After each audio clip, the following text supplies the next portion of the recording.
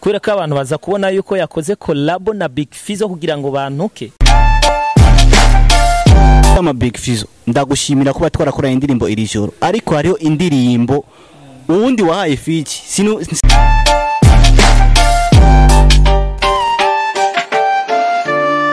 Yes, bakuzi ba KMTV Kiyago Media TV ni wa musore wanyu KG Fab. Imisi yose monye fise mic nuko haba hari agakuru keza mbangira ndabaye. Sasa uno musi fise umushitsi, ariko so umushitsi nikira namwirondereye nagerageje uburyo bwose ndamugwa ko nagerageje amapera message ntiyanyishura apera kankupirako, ariko ndatohoza bambwiye ati ari RFM.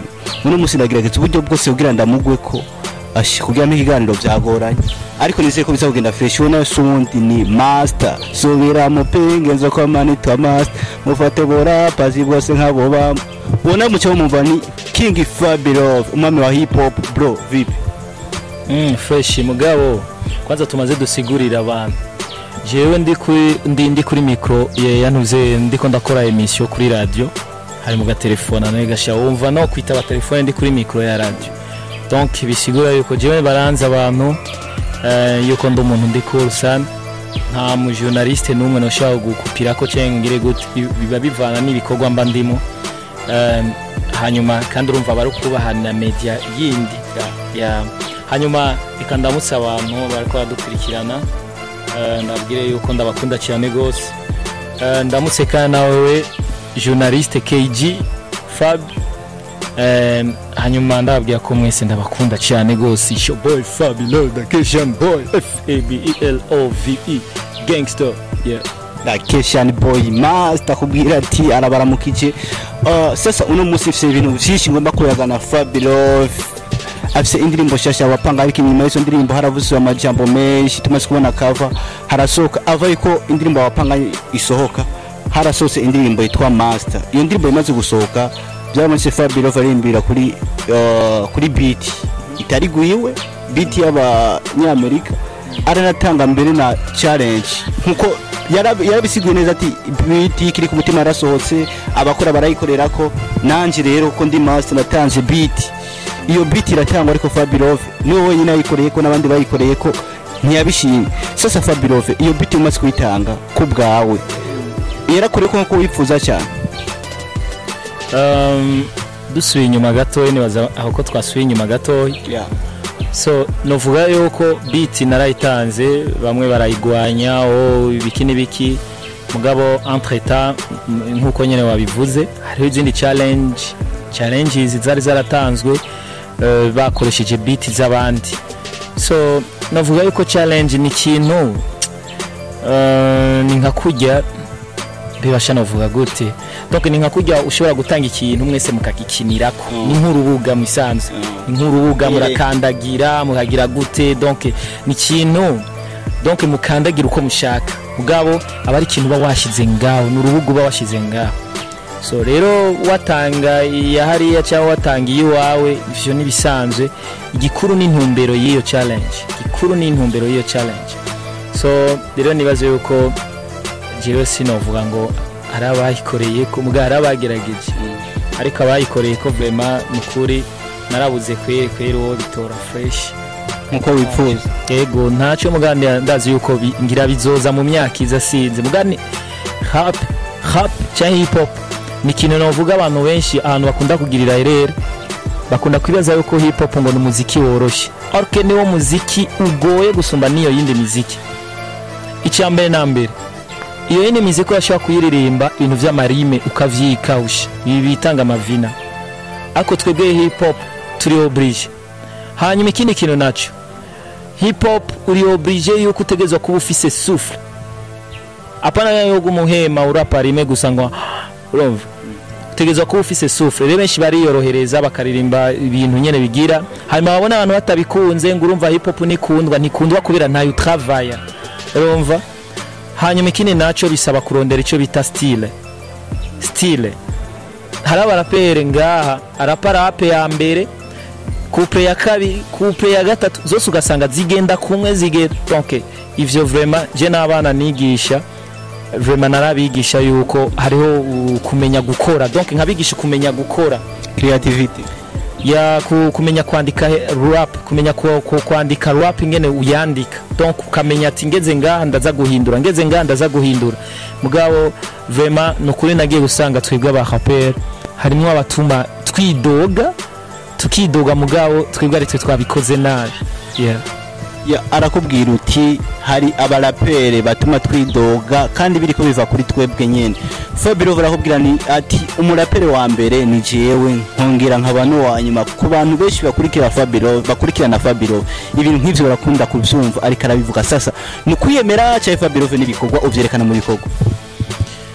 Je navuga yuko no kwiyemera icambe na mbere, kandi kwiyemera si bibi. Kwiyemera nico kiguhana ntuze navuga kiguha no gukora cyane, kuko nk'ivyo bivuze wone iyo capacity atayufise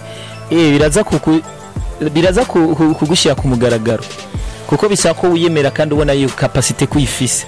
So jewe rero niyemera mbona yuko nibikorwa vyanje vraiment mba nkwiye nyene kubivuga uko nyene. Ndo wa mbere, ariko ashobora kuboneka uwundi avuga ati nanjye ndo wa mbere, ashobora kuboneka batatu bane batandatu, bose ukwiyemera kwabo ntawo kugwanya, ariko gusa mwebwe abafans nimuca muraba ati eske uwo muntu yiyemera muri ivyo cyane sivyo. Mwebwe rero nimwe mufise shwaya ya ni Fabio babwiye ati urubanza ruca abafana. Biranagaragara ko Fabio akubwiye ati urubanza ruca abafana byensiri nivyo ni twebwe nyene ni mwebwe nyene mu kwego cy'urubanza rwo mwami wa hip hop. Ko avuga ati je ndi best rapper, abavuga ati ni best rapper in Kenya, abandi first rapper bose turabazi, ariko kimwe gusa ni mu bikorwa hip hop. Akubwira ati tuyerekanira mu bikorwa kanasinda ushima arivyo natanze beat nta muntu numwe yashoboye. Ariko nabonye stati za Fabio bavuga ati man assistant, nabonye video hari abantu usanga bakuzi bafise ivyanwa ariko ugasanga ibintu ze donc indirimbo zabo na mafodiyo abandi nibiki. Sasa Fabio amajambo haje nshaka kubase ko ashaka komeresa abandi, nibaza ko hari kiriya gihe nyene cha challenge ya master nicyo tukiriko ya twari muri ya challenge nyene. So rero ivyerekeye ya challenge navuga yuko tutobirandira ko cyane, kuko vyaraheze, kuko ikiringo nari naratanze cyaraheze. None umunota nibaza ko twoja ku bindi bibazo kugira ngo just to duhebeye nyine vyakahise, kuko wabusanga ari byo dusubira. Fabio veni dushaka kuza muri kubu tutatangura mu vyakahise, kuko donc umuntu agira kahise akaba afise na kugira ategure kazose igihe wibagiye kahise kawe ndibaza ko twoshika ro. Okay, bigere rero nayivuga com challenge, kandi nabo nabibwira nabo barambwira ibindi, kandi twise twaraba kiretse ko hariho bamwe nyene navuga yuko bishonoye muri ya challenge ndetse bakanga kandi no kuyijamo. Ariko mugabo abo twabwirana nabari bayikoze nabo bari abantu dutahurana cyane, wanashima bose n'abantu navuga yuko ndanabashimira cyane gose abantu bose bakoze ya challenge ya master. Urabona yuko nabantu bayitahura cyane impamvu nayitanze. Naho babikoze uko utabishaka. Fabio barakubwira ati ntibabikoze uko navyifuza, tikanatsinda iyo babikora uko navyifuza sinari kuba master. Nuno musi ndacyari master, upinga nawe beat yaraguhaye yarakunaniye kwandikirako, n'ababikoze barabikoze nubwo bitagenze uko yabishaka. Inyuma yaho Fabio toramubonye muri Fitch yakoranye na Big Fizzo indirimbo Irijoro, indirimbo vraiment yabikoze bye yabice bigacika, indirimbo iryoshye kumviriza je asha niyo ndara ko niyo nirigwako hama. Fabio inyuma yaho twarabonye stati yiwe avuga ati Mutama Big Fizzo ndagushimira kuba twarakoranye indirimbo Irijoro, ariko hariho indirimbo uwundi wahaye Fitch sintawe urukundo wahaye Fitch umuntu aza kuntuka. Sasa Fabio umuntu ushaka utubwira wari we indirimbo yari uko warayumvise deja umaze kuvuga ati sinuvuga kungene twari kuririmbana ukaciwa Fitch umuntu aza kuntuka, sitaze ko byagukomerekeje umutima. No, je navuga yuko niyo ndirimbo nta numvise barabivuze, narasipoje jewe naranditse ku rubuga ndavuga ati nimba hari hiyo ndirimbo, kuko bambwira yuko ari muri swate muri EP cye muri album. Muga munyuma barantomora bambwira ati no ni muri album. Umva rero wari yakoze album yari indi ari Mutamu Big Fizzo. So rero ndavuga ati reka ndabibaze kumbure ko ngira abafana ndabaza rero iyo ndirimbo yariyo ntayo nigeze mbona mu makomantere. Iyo ndirimbo bayita fuck you nayumvise Fabio bayita you ni you.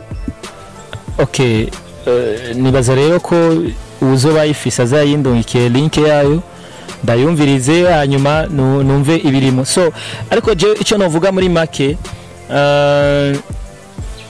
ino game ntibereye yuko hari abaririmbyi baza gucafuza abandi, kuko nka Big Fizzo n'umuntu twakuze atubera icyitegererezo, n'umuntu twubaha. Mugabo iyo habonetse nk'umuntu aza kumucafuza akaza mu mugongo wiwe yihetse inyuma yiwe ngo kugira ngo ashobore kuncafuza, bese kubera iki atibaza ko yoba yononeye kwanza uwo muririmbyi nka Big Fizzo, ko yoba mwononeye kubera ko abantu baza kubona yuko yakoze collab na Big Fizzo kugira ngo bantuke, urumva? Donc Big Fizzo ko yakoranye collab n'undi muntu ngo kugira ngo batuke Fabi Love, urumva nk'iyo image ntisa neza. Rero mvunira n'akagohe abantu dutanga amakolabo tuze turumviriza kwanza abantu duhaye amakolabo ibintu baririmba, nicyo navuga.